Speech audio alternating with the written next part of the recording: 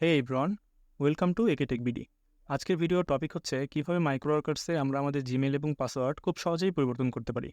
বিশেষ করে আমরা যারা মাইক্রোওয়ার্কার্সে নতুন, আমরা অনেকেই জানি না যে কীভাবে সঠিক উপায়ে মাইক্রোওয়ার্কার্সের জিমেল এবং পাসওয়ার্ড পরিবর্তন করতে হয়। আজকে আমি আপনাদের দেখাবো কীভাবে সঠিক উপায়ে মাইক্রোওয়ার্কার্সের জিমেল এবং পাসওয়ার্ড পরিবর্তন করা যায়।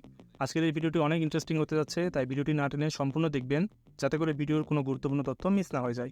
তো চলুন দেরি না করে ভিডিওটি শুরু করি।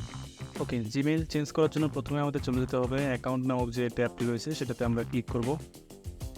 আচ্ছা, অ্যাকাউন্ট ট্যাবে যাওয়ার পরে এখানে দেখতে পাচ্ছেন যে ইমেইল অ্যান্ড পাসওয়ার্ড, এখানে লেখা আছে ইমেইল, এখানে সাইডে লেখা আছে চেঞ্জ। আবার এখান থেকে আপনি ইমেইলও চেঞ্জ করতে পারবেন, পাসওয়ার্ডও চেঞ্জ করতে পারবেন।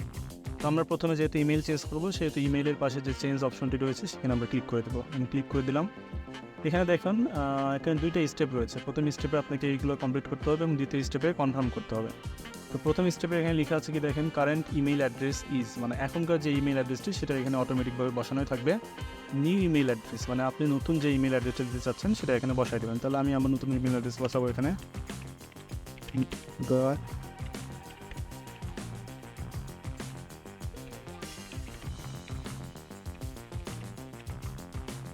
আচ্ছা, আমাদের নতুন ইমেইল অ্যাড্রেসটা কিন্তু আমাদের বসানো হয়ে গেছে। হ্যাঁ, এখন এখানে দেখুন অ্যাকাউন্ট পাসওয়ার্ড কিন্তু এখানে বসানোই আছে। তাহলে আপনাকে মানে আলাদা করে পাসওয়ার্ড বসানোর কোনো প্রয়োজন নয়। এখানে শুধু কনফার্ম দ্য চেঞ্জ, এখানে আমরা ক্লিক করে দেবো।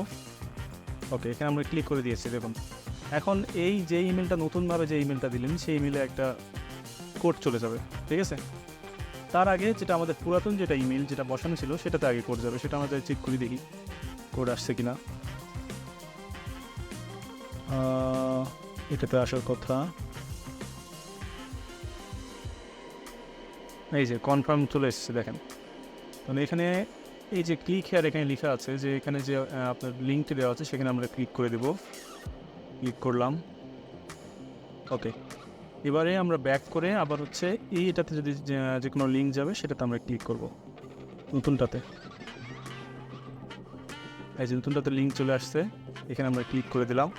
এই যে okay, your email address has been changed, আমার ইমেল অ্যাড্রেসটা কিন্তু চেঞ্জ হয়ে গিয়েছে। হ্যাঁ, এখন আমি যদি চাই যে আমার হচ্ছে মাইক্রোওয়ার্কার্সের পাসওয়ার্ড কীভাবে চেঞ্জ করবো, সেটাও একইভাবেই দেখুন এখানে অ্যাকাউন্টে চলে যাবেন।